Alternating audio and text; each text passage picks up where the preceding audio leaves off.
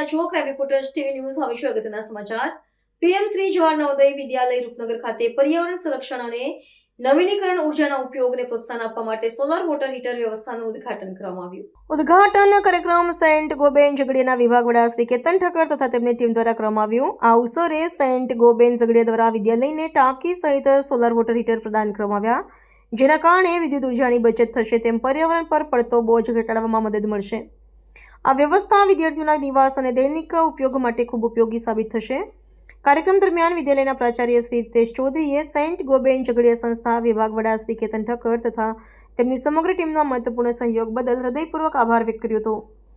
તેમણે જણાવ્યું કે આવી પર્યાવરણને અનુકૂળ પહેલો વિદ્યાર્થીઓમાં કુદરત પ્રત્યે સંવેદનશીલતા અને જવાબદાર નાગરિકત્વની ભાવના વિકસાવવામાં સહાયક બને છે. આ પ્રસંગે વિદ્યાલયના શિક્ષક વર્ગ, કર્મચારીગણ તથા અન્ય આમંત્રિત મહેમાનો ઉપસ્થિત રહ્યા હતા અને સૌએ આ સરાહનીય પહેલને આવકારી.